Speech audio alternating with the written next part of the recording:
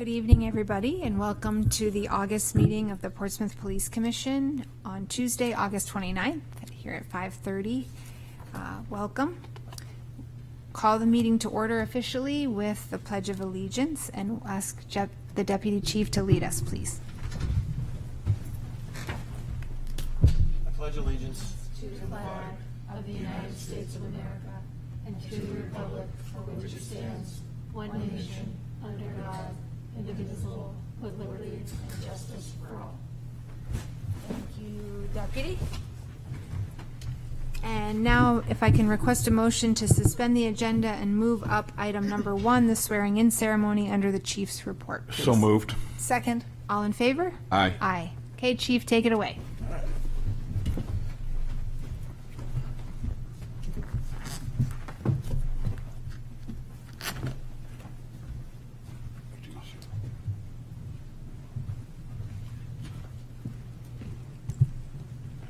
Come step up here with me. Going to introduce our newest auxiliary police officer, James Bauer. James was hired as a part-time auxiliary officer and began his career with the Portsmouth Police Department on July 24th, 2023. He is a graduate of the 282nd Part-Time New Hampshire Police Academy and comes to us with prior experience as a part-time officer with the Hampton Police Department. James is currently working towards a degree in criminal justice from New Hampshire Tech Institute. Going to repeat after me. Please raise your right hand.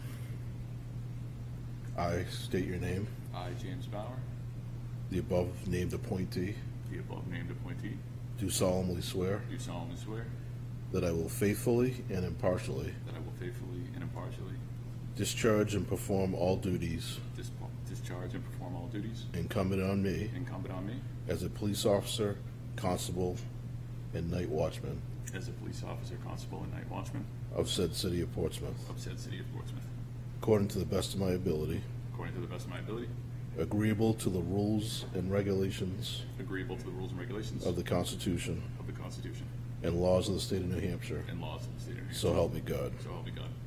All right, and then I'm just going to read. By virtue of the authority vested in me through the Police Commission and RSA 105-C, trusting in your integrity and fidelity, do hereby constitute and appoint you a police officer, constable, and night watchman of said city of Portsmouth, with all the power and authority and subject to all the duties and liabilities provided by law. Congratulations. Welcome, Kenny. You can come up and put this on him.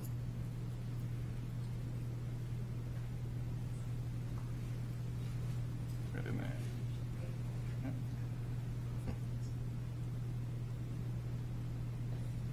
Turn a little this way so you can see.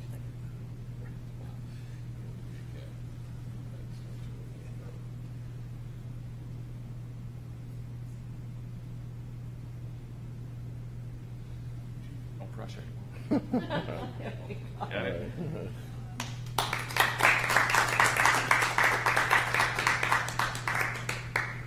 Sure. 3, 2, 1. Why don't you all squat your whole family? Sure. Yes. Tyler, you mind just helping with, can you help me just for a sec, Tyler? Thanks. Go move this way, Mom. Just. All right. Yes.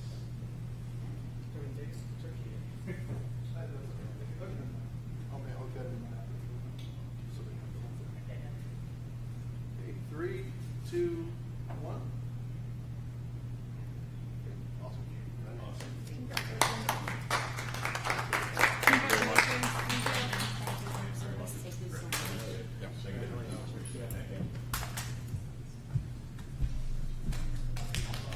That's it.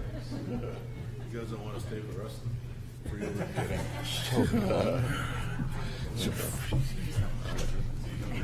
Thank you. Appreciate the opportunity.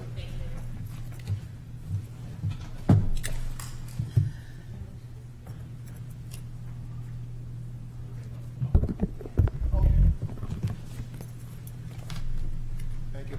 Thank you. Congratulations.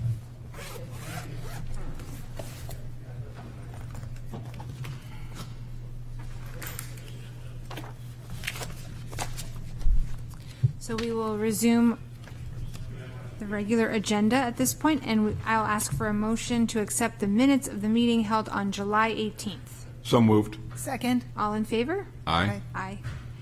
And now we will open it for public comment. Seeing no one here who would like to make public comment, I'm going to close public comment period. And we'll move on to the Police Commission's agenda items and let folks know we have a presentation by the chief relative to the strategic plan for the department, so we'll keep our Police Commission items limited this tonight, but you'll hear more about the strategic plan shortly.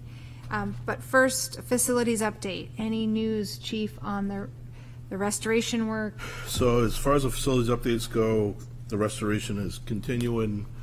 In the last couple of weeks, we've had some severe rainstorms, so we've had sprung a few leaks, but the city and DPW have been quick to work on those and find the sources of the leak and have the roof repaired.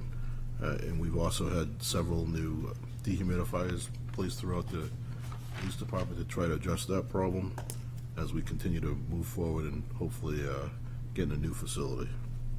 And if I can just chime in here, Chief, just to give folks who may be watching at home a perspective. So as people have been following, there have been considerable efforts made on the part of Public Works, the city, and the department to address the issues with moisture and rain and other problems within the department. And I mean, even with an entirely newly renovated main floor here today, you can't close the cabinet in one of the bathrooms because it's draining the humidifier hose that's necessary in the hallway that was newly carpeted, painted, and sheetrocked because of the continuous moisture problem. So as we move on to the next agenda item relates to the planning for the new public safety facility, I think it's important to impress upon folks that the current space we can continue to invest money in, but there are going to continue to be serious issues relative to the limitations of this particular space we're occupying here. So with that, I'll turn it on, unless anybody else has other. Well, I would just second what the chair said. You know, I've been on the commission now for getting a year and a half anyway, and every single meeting we're getting updates on the state of mold and water and moisture in a building that was in a facility that was never in. It was intended as a hospital. It was never intended as a police department, and we've been doing this ever since I've been on the commission and before. So I fully support what the chair said. Any other comments on the existing challenges with the current space or restoration efforts? I just wanted to give people a perspective. In the department, we had 4 heavy-duty industrial dehumidifiers, and we purchased, I think, 10 more heavy-duty industrial, and they're still out and we still have moisture. So just to give you a perspective, it's quite a bit of moisture still. And I can't stress enough, that's after the efforts have been made to deal with existing moisture problems. That's after we've dealt with sheetrock and ceilings and the exterior and ventilation and windows. That's after all that. So we still have, if you walk in the department today, you will see a giant dehumidifier in the new hallway with the new rug that has to be drained through the sink in the bathroom. So it's not sustainable. And I again greatly appreciate all the efforts made by Public Works, by the team here to remedy some of these more acute issues. I appreciate the patience of the people working in the department to manage all of the challenges, but it's just not sustainable to keep trying to do this. So with that, and with the planning in mind, maybe Commissioner Coyle, do you want to start with an update on the new facility planning? Sure. So the working group is scheduled to meet in September to continue with some of the Again, there's some discussion, there's a smaller group meeting, but to continue the discussion about space needs as well as site testing a number of locations, including a renovation of the existing building, but looking at a number of the sites, and I believe everything is published to the is up on the website. So for the people at home that want to get a better look at what those sites are, you can go to the website and see those that are being assessed. And, hopefully, and I anticipate we'll have more news at the meeting next month. And I think it's worth reinforcing just for folks at home, because I've been asked this several times, no site has been selected, and neither has the committee recommended or in a position yet to even contemplate whether a new site would be recommended over renovating the existing site. So just so people at home know that different sites are being explored, evaluated, renovating this space is being explored and evaluated. Including just space needs. So Right. It's hard to, we're very early, it's very early in the process before the working group could even consider making any recommendations. But and like I said, we'll have more at September's meeting. So. Okay, moving on to the community priority recommendations that we've been tracking and working to implement. First, today was the first day of school for many schools in the Portsmouth School District, for many kids in the Portsmouth School District, and a reminder to go slow. Kids are in session. School is in session. Walkers, bikers, buses.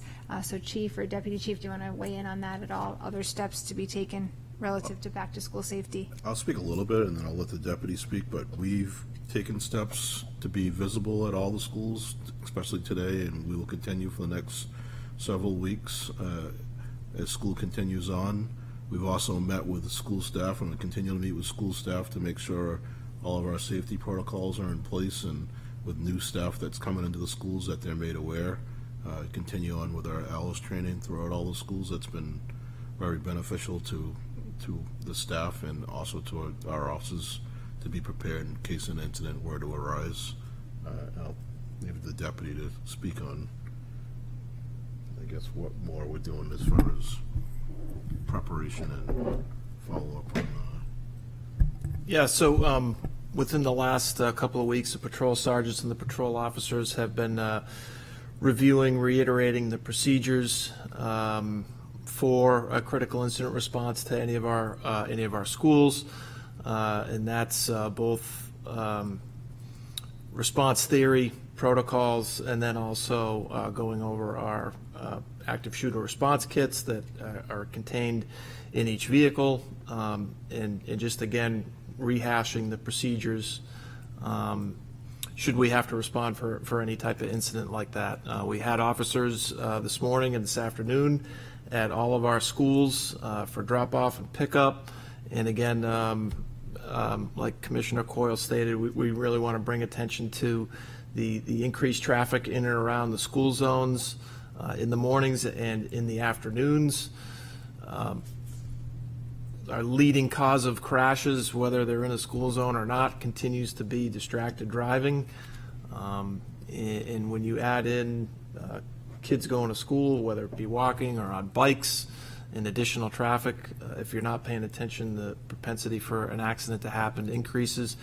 In fact, just at the end of last school session, there was a school employee from the middle school who was struck directing traffic in the morning in a case of an operator who was distracted and not paying attention. And there were severe injuries in that crash that happened right at drop-off time at the middle school. So we ask that everybody chip in and do their part. We will be increasing awareness of that, in that we'll be have a mobile speed board that we're going to be moving to our different schools over the next few weeks to remind folks going in and from school zones to mind their speed and please pay attention. Thank you. Okay, update on the CAD RMS contract and implementation timeline for the new software? So with that, the contract signed, we're in implementation mode. Well, the first step is build and creating the infrastructure to get started with the program. We've start establishing committees on employees and staff that will be working with Central Square to develop the programs and how things are going to work. And we're still looking at probably an 18-month to 24-month process before we'll actually be live and operating on the new system. Karen, if there's anything else you can add to that. No, I was going to say, I just wanted to mention the 18 to 24 months. It's a hefty, And project. for those who haven't followed, this is a new software that will basically be responsible for the department tracking of all encounter Our data. operating system for Entire operating everything we system. do. Right, which has not been updated for more than 30 years. 1997, I think. Yeah. So I'm sure by the time we get to the end of this implementation period, we're going to be grateful we don't have to do it again for hopefully another 20 plus years. And just to add to that, one of the advantages of this new system is it allows us to implement some of the recommendations of the community group that were adopted by the police commission. So that's a really positive thing. Which is part of why the program development is going to be so long, because we want to make sure it's specifically tailored to what were our objectives as part of what we want for data collection, in addition to being essentially the operating system for logging calls and response. Right, it's the communication backbone really of the department. And I think it's also worth reinforcing, because we have had questions now that the council has approved the funding for body cams. The implementation of body cam data and video will be integrated as part of this effort as well. So those things are happening sort of in parallel, because you need the system in place in order to track the video and the footage. So all is underway. So that's great news to have the contract signed. Thank you for the tireless efforts that went into that. I heard about the length of this contract, so I can appreciate how time consuming that was. Very. Yes, so thank you. Great progress. An update on union negotiations. I'm happy to start just for folks at home. City Council will be taking up the union contract negotiation or contracts for approval on the September 5th council meeting, which is their next council meeting the day after Labor Day. So for folks at home who are curious to learn more about what is included in those contracts, we encourage you to come to the meeting, follow along online as well. This has been a lengthy and involved negotiating process, and Commission stands behind those contracts, voted unanimously to support them, and recommend that the City Council adopt and implement them. So we will be at that meeting on the 5th and encouraging the council to adopt the contracts as negotiated. Anything else, Commissioner Sher-Coyle, you want to weigh in on that? No. Okay. Now, moving back to you, Chief, for your agenda items. I did the swearing ceremony of a new police officer, auxiliary police officer, James Bauer. We have received a letter of thanks from a member of the community in our resolution in solving the Laura Kempton case. She just wrote a thank you letter for not giving up in the time and effort that we've put into this case. Her daughter was a friend of Laura's. Her daughter unfortunately passed away in a car accident in 1977, but she still remained friends with Laura's mother up until the last couple of years, and she was happy to see that this case was solved and closure has been brought to the family.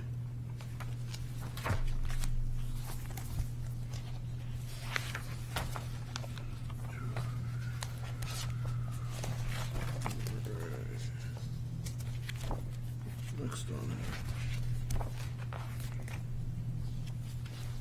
Need a motion from the commission to accept a grant. Go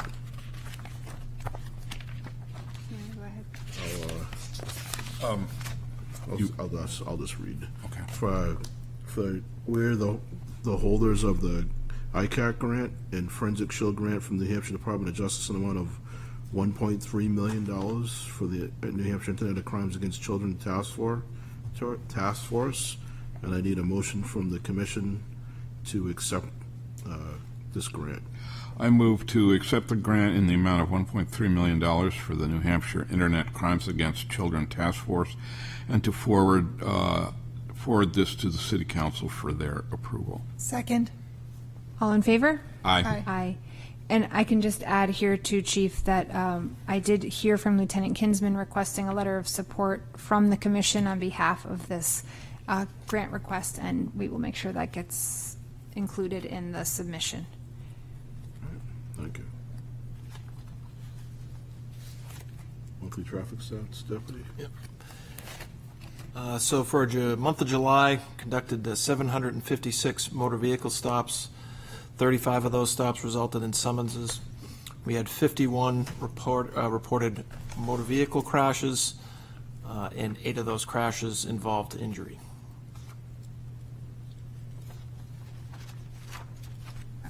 Any questions on the traffic stat report? Deputy, can you say more about how that compares to this time last year and or July and June and July? Yeah, so interestingly enough, I was doing some training with our new patrol admin crime analyst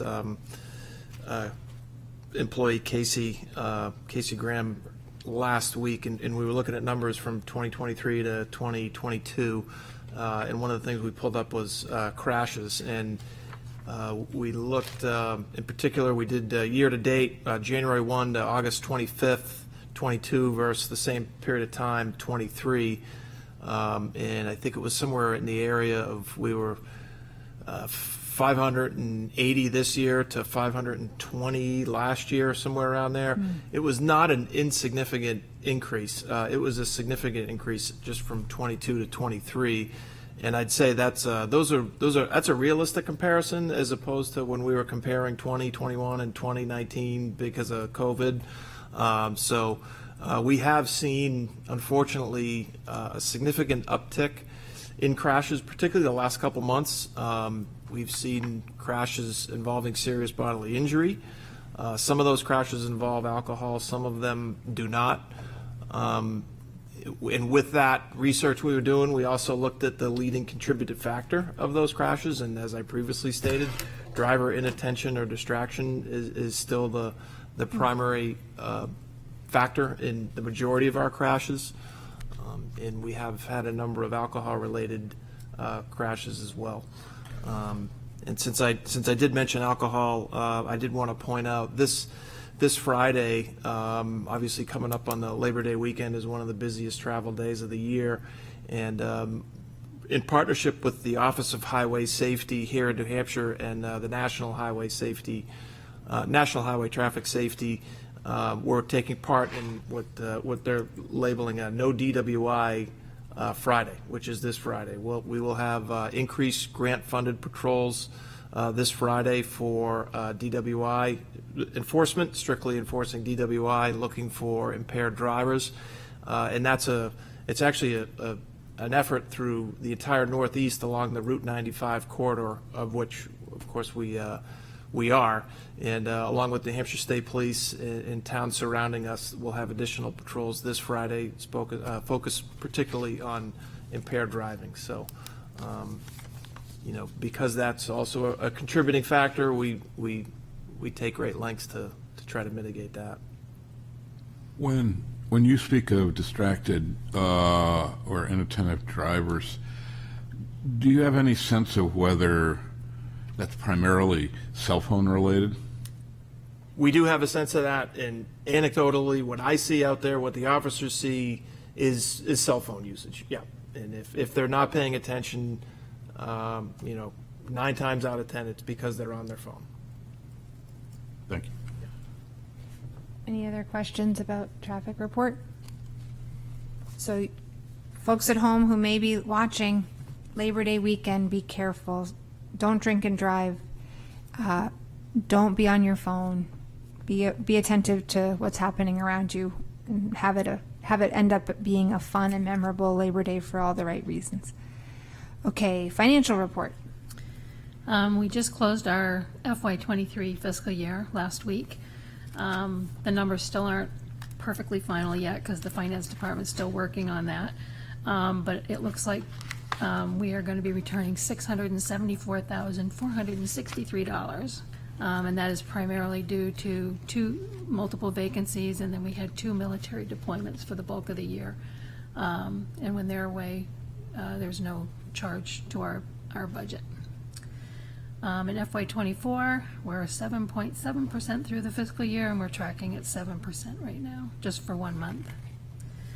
In terms of grants, last time we mentioned a JAG grant for $11,000, I think.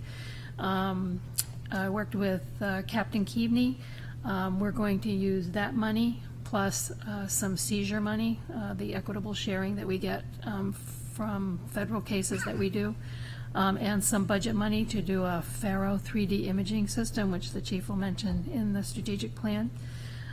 We just received our ICAC application and working with Lieutenant Kinsman on that. And probably next meeting, I'll have a grant overview, kind of discuss what we've, for the past several years, what we've gotten, what we've applied for and whatnot, and how it's helped the department in reference to programs that we've implemented or continued. Great. Thank you for that update. All right. We move on to the presentation of the strategic plan. Plan.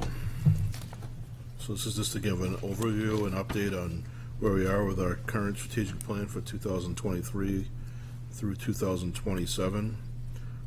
Basically, the strategic plan is a roadmap that we follow on what we're doing, what we like to do in the future, and things that we can either work on improving or things that are no longer applicable and we no longer do or discontinue. It works on the police mission. It also works based off statistics, and you'll have accomplishments and a multi-year plan for staffing, projects, and equipment and needs. We'll start with the accomplishments.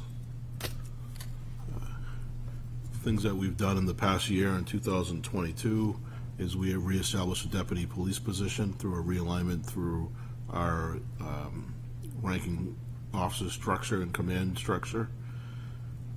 I attended the FBI Academy and graduated last July, class of 282. We've increased our public access to standard operating procedures by placing those on our website, working with the resident group in the last couple of years. Part of the things that came out of that was being more transparent with our policies and procedures. So as you look on our website now, you can see the majority of our standard operating procedures. We just recently got reaccredited with CALEA for our second accreditation. And as we spoke earlier, we researched and awarded a contract to Central Square for our new CAD operating system.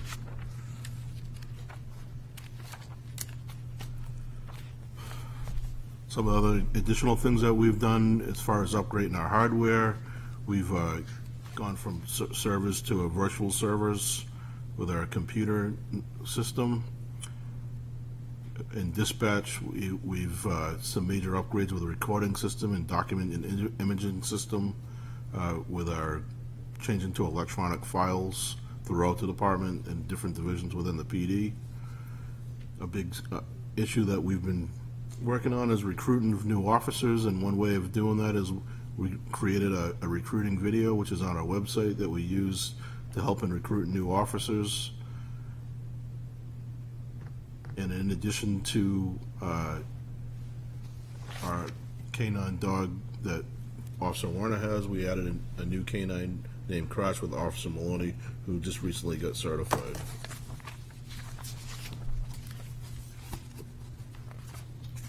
So the other progressions that we've made throughout the last year is our mobile crisis response team, rapid response access, working with the Seacoast 988 and the mobile Seacoast mental health team has been successful, and we've collaboratively worked together to try to reduce the number of calls of service that we deal with and work in cohesion with them and dealing with people with mental health. Some of the adjustments we have made as far as adjusting to staffing levels is we've adjusted schedules and detectives to have better coverage and use less overtime, with some detectives working through the weekends and having coverage throughout every day, where in the previous, we didn't always have people here on every day, and if something happened, we had to call people in and pay overtime. So that has worked well. Back on increases with additions we've made in dispatch and our radio system upgrades. Radio system tower generators have been serviced and upgraded, and we installed a new notification system that notifies us if a generator fails, and we have a backup system that kicks in, and a lot now dispatch is notified when this happens so that we can get them repaired as soon as possible without having a failure in our radio system. And we've continued with the mold remediation. Chief, if you can just pause on that, because there are a few accomplishments that you highlighted, and I think it's worth reinforcing. Obviously, each one of these items that made it onto this list is significant in its own right, but it's hard to necessarily tease out all the work that went into what it took to get this on the list of accomplishments. And so I just want to celebrate a couple key things you highlighted. First, the CALIA Reaccreditation Award. That process, the process of getting accredited, should give the community real confidence in the implementation of the policies, practices, and procedures that this department has adopted and utilizes. And we can't just say it, we have to demonstrate that here the department is actually doing it. And so the fact that we've been reaccredited is truly a terrific thing to have accomplished, and I want to make sure to call that out.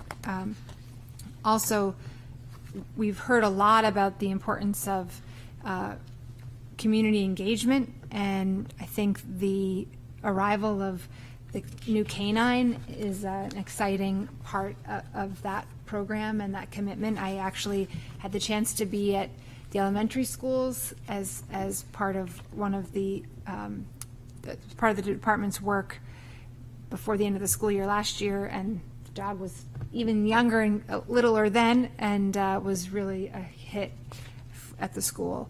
I think we're at New Franklin when I was there with the dog, which was really terrific. And then also just the mobile crisis response. I can't emphasize enough how different it looks to be responding to mental health crises as a result of this partnership, and it's a huge change and transformation in the way historically we've responded to these types of crises. So again, hats off to the department for pushing this work forward. That is it requires collaboration with Seacoast Mental Health and other community partners. It has not been easy to accomplish, and the fact that we have a team in place is a testament to the work of so many people in the department. So anyway, I just wanted to call those things out because every one of these accomplishments is monumental, but it's easy to read the words and not fully appreciate all the effort that's gone into accomplishing those. Thank you. And I'd add to that, one of the things that you see several times on the list of accomplishments is technology updates. Mm-hmm. 10, 15 years ago, you weren't having these yearly technology updates of significance, but now, we can't tread water with technology. We need to keep on top of it, and it's an expense, but it's necessary. Yes, agreed. Thank you both for highlighting those things. I think I would agree completely. All right, back to you. Sorry, I No, that's couldn't fine. resist the chance to reinforce for those who don't. As we get on to the next slide, we'll talk a little bit more about the accreditation process and where we're moving forward. We're going to continue with accreditation. Again, there's two different levels, and we're at the advanced level accreditation, which is a higher standard. It's a lot more proofs that we have to do. There's 400 standards with advanced accreditation.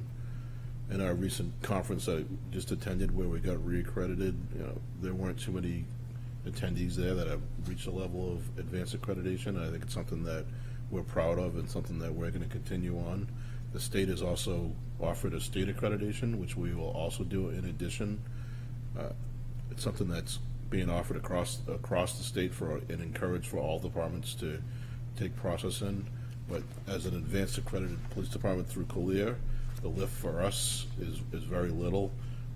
Most of the standards we already have in place, and the ones that we don't are just related to the New Hampshire laws that are part of the New Hampshire State Accreditation.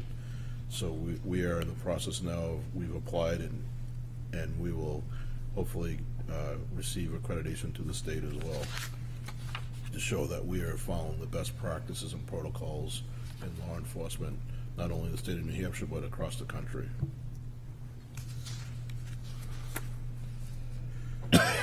One other thing that we have invested in, we have a plan to follow, is to replace the members from our department that are on the Seacoast Emergency Response Team. They have high-level vests, and we are in charge of ensuring that those vests are up to date and replaced, so we have a replacement plan, and these are not cheap. They're about $2,000 a piece. The life expectancy is about 7 to 10 years, so we have a rotation plan in place to replace those for members of our agency who are on the team. As we've talked about recruiting challenges, we persist will be persistent for the foreseeable future with officers and dispatchers. We've continually tried to stay ahead of the curve in finding new ideas and ways to recruit officers. As I mentioned before, the recruiting video. We have an air show coming up in the next couple of weeks. We're going to set up a table there, a booth there, to hand out pamphlets and try to attract more people to apply for whether it's a police officer or a dispatcher. We're hoping with the new contracts that are up for approval that will be another added bonus to help us lure and recruit new officers. As we spoke before about the mental health program and the response team, one addition that we gained in this new budget that was part of our strategic plan is adding a social worker. In this fall, we hope to hire a new social worker that will help us assist in dealing with calls of mental health and also dealing with issues involving juveniles.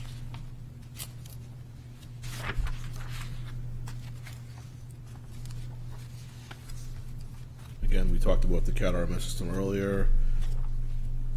The contract was awarded to Central Square. We are now building on the infrastructure work and gaining all the hardware and equipment that is needed to upgrade to the new system. And as I stated earlier, it's an 18 to 24 month process overall.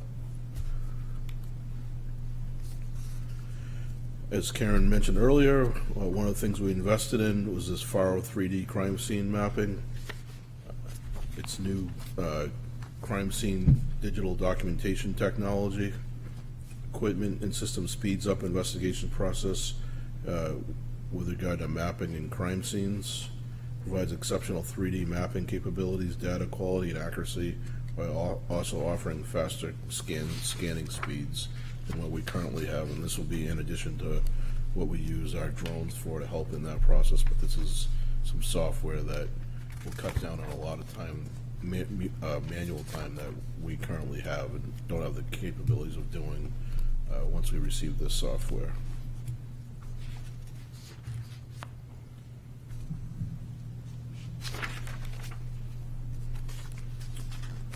One thing in the future, looking out in year 2 for our next fiscal budget in 2024, is to add a juvenile diversion program and a youth advocate to work with. We've seen an uptick in dealing with juveniles and youth.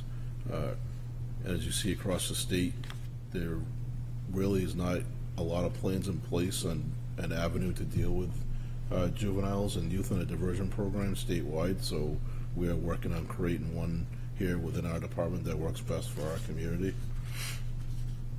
It's using an intervention strategy that redirects youth away from formal processes of the juvenile justice system while still holding them accountable for their actions. We had this position years back. It was cut due to budget cuts and has not been replaced, but we're looking to refill this in our next fiscal budget.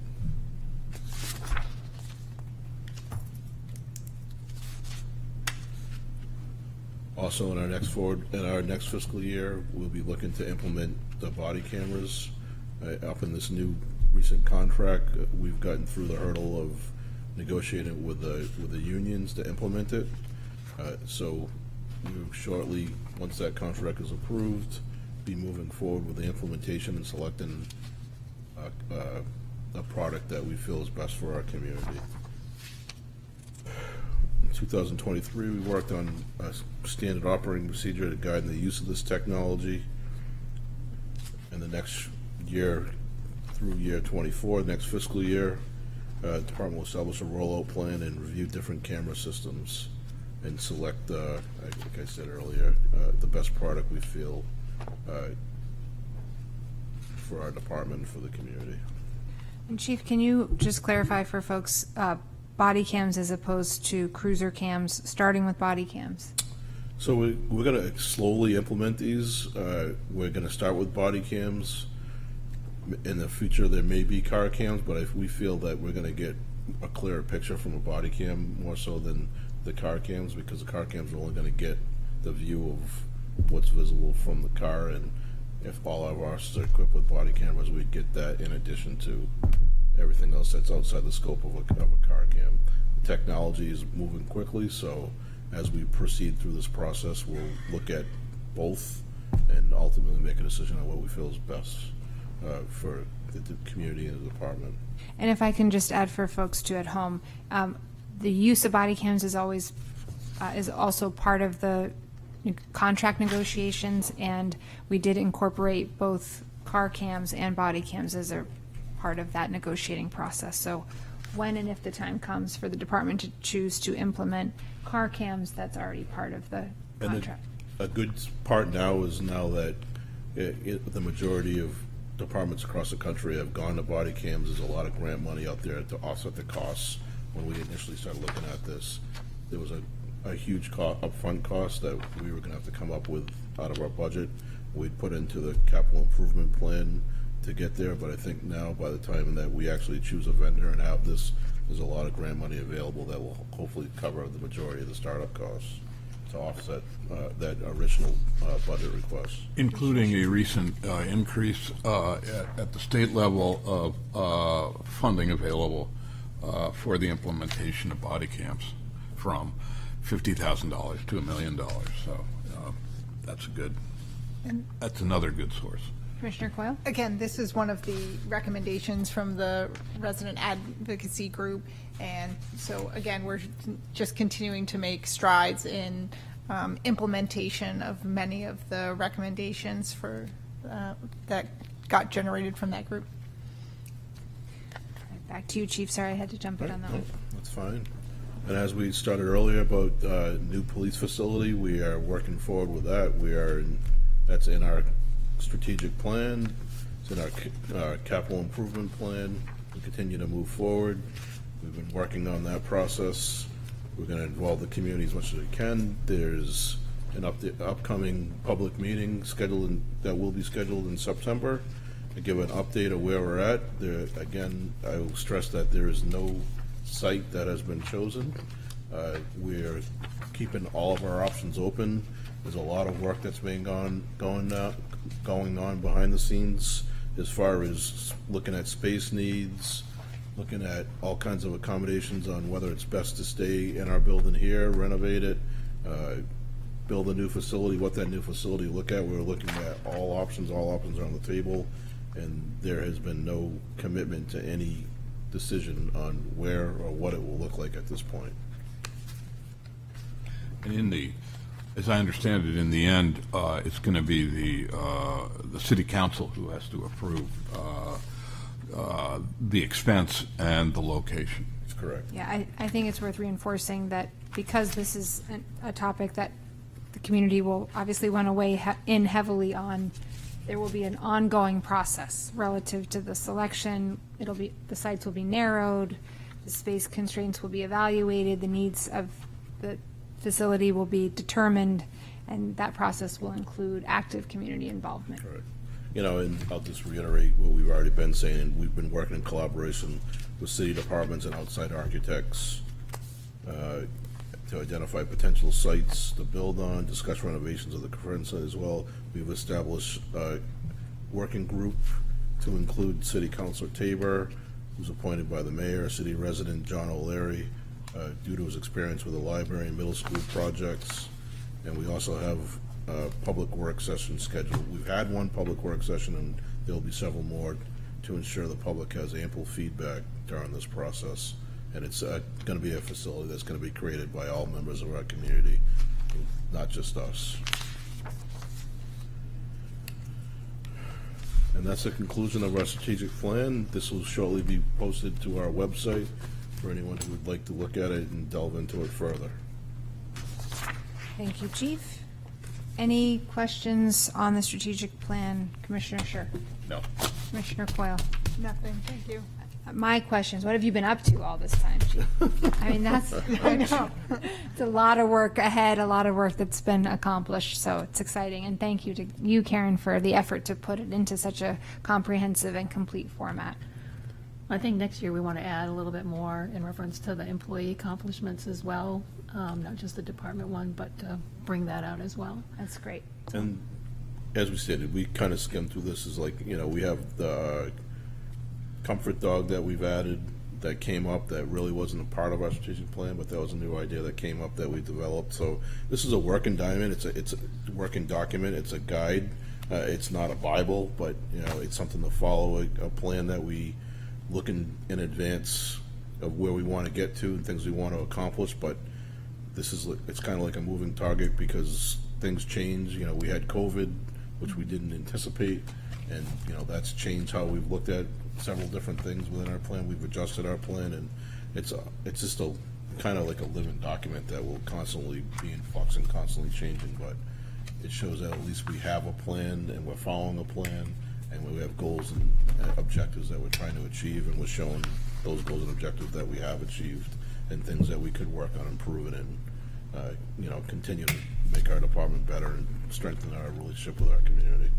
And I love the idea of highlighting accomplishments across either individuals or departments, because I was taking stock recently of certain things that have been accomplished within the department, and in everything from, to your point, Deputy, relative to securing another speed tracking device that will float from school to school and try to help calm and slow traffic, to the solving of a cold case, and the incredible work that's been done by the detectives that has been more high profile in the last few months, but that kind of work has been happening, you know, on an ongoing basis for years and years. So it'll be great to be able to also highlight accomplishments specific to departments. Okay, so one other note before I ask if anyone else has any other business, is that the municipal filing period is officially open. It opened on Monday and it runs through September 12th, I believe. If you have any interest in running for police commission, fire commission, city council, school board, please consider it. Come on down to City Hall and put your name on the ballot before the middle of September. It's important that we have active, engaged, and committed citizens willing to step up and serve on our city's boards, commissions, and council. So I hope people at home will think about it and consider running to serve. Any other business anyone would like to highlight? No. All right, may I have a motion to adjourn? So moved. Second. Second, all in favor? Aye. Aye. Thanks. Meeting adjourned. We'll see.